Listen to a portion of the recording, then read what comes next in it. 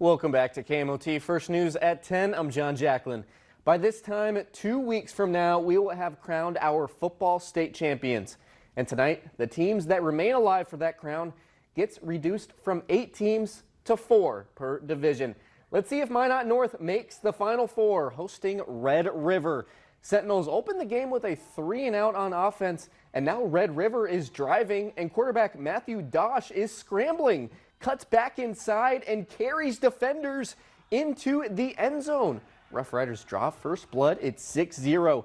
But Dosh isn't the only one with a nose for the end zone. Second quarter, Christian Dedmond will not be denied. Full body extension and touchdown. Another blocked extra point, however, so we're tied at 6. And this was going to be the play of the night, regardless of the result. Great PBU initially by Gavin Toby and Cole Richardson out of nowhere. The leaping, diving interception. What a play.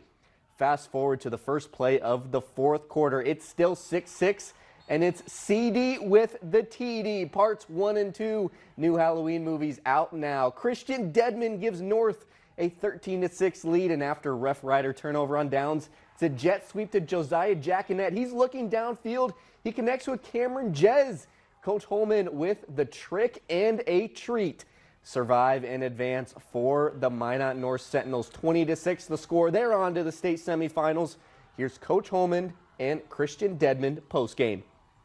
It wasn't easy right away. There's some stressful situations early, but really proud of the fight and the grit that our kids have. The style of football we play, we want to wear teams down, and late in the game, that paid off. We get in that formation, and teams think we're going to run sweep, and that's what we did. So Josiah had the option to run it. My dad actually got in my ear and said, now's a good time. So we pulled the trigger, and we had kids that made plays. So credit to them for stepping up in a really big moment. Game time touchdown, go-ahead touchdown. You got a nose for the end zone. How do you get it done today?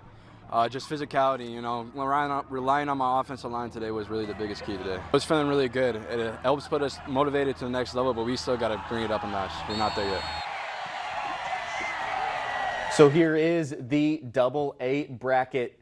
The Sentinels will take on Central Cass. The Squirrels will be traveling up to North Hill this time next week. Central Cass was up 22-0 initially on St. Mary's. The Saints clawed their way back. That ended up finishing 22-14. Now in the bottom of the bracket, the East 1 seed Kindred advances with a win over Watford City, and then it's Devils Lake, the Firebirds, with a big-time win over Grand Forks Central. Kindred versus Devils Lake, that is your other semifinal matchup next week.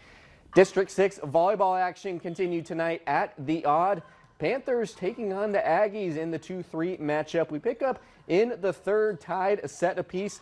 Here's a 6'1" Emma Jones putting it out of reach for the Aggies for the point. A few plays later, it's Jones again, this time with the spike to give Glenburn the point. Velva clawing back. Here's middle hitter Isabella Peterson putting it just out of reach of Glenburn's Sophie Cunningham. 2-set point now. Really good rally between Glenburn and Velva, but it goes into the net on the Aggie side. Give Glenburn the point and the match lead. The 2-seed Panthers win one more set after that and hold off Velva 3-1.